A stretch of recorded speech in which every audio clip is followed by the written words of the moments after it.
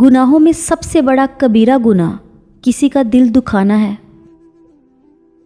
بس تھوڑا سا انتظار باقی ہے، تمہاری چاہت کو اللہ کی چاہ بنانے کے لیے تھوڑی اور عطایت باقی ہے۔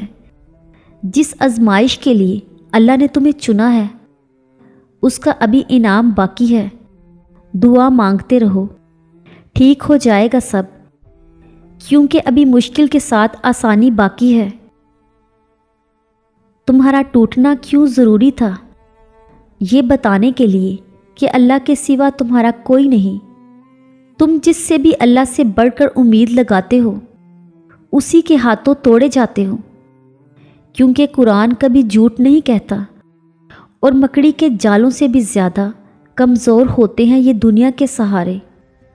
بس تمہیں توڑنے کا مقصد تکلیف میں مبتلا کرنا نہیں، بلکہ اپنے رب کی پہچان کروانا ہوتا ہے، اور جب تم اپنے رب کی پہچان کر لیتے ہو تب تم اس کی رضا میں راضی رہنا بھی سیکھ لیتے ہو۔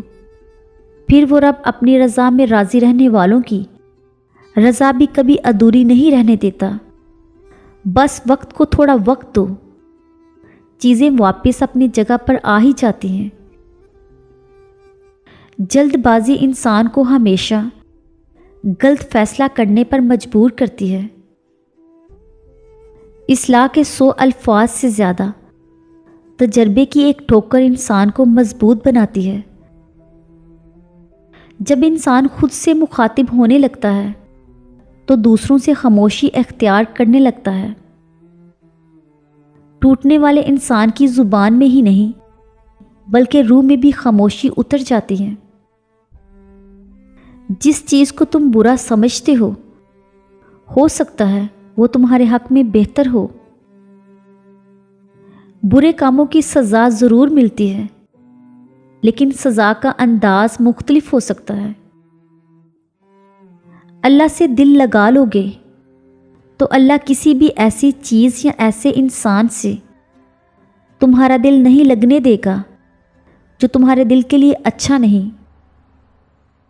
وہ کیسے ہو سکتا ہے بے خبر تمہاری آہو پکار سے، جو پتوں کی سرسراہٹ کی بھی ہر لمحہ خبر رکھتا ہے۔ اس دیری کے بعد اللہ کا فیصلہ تمہارے حق میں بھی تو ہو سکتا ہے۔ جسے میلوں کا فاصلہ سمجھ رہے ہو وہ تم سے بس ایک دعا دور بھی تو ہو سکتا ہے۔ جسے مایوس ہو کر یوں ہی خالی چھوڑ آئے ہو، مقدر کے اس صفحے کو دعا سے بدلنے کا اختیار تمہارے ہاتھ میں بھی تو ہو سکتا ہے۔ جس کے چھن جانے پر اللہ سے روٹھے بیٹھے ہو اس کا ابھی پاس رہنا تمہارے لیے برا بھی تو ہو سکتا ہے۔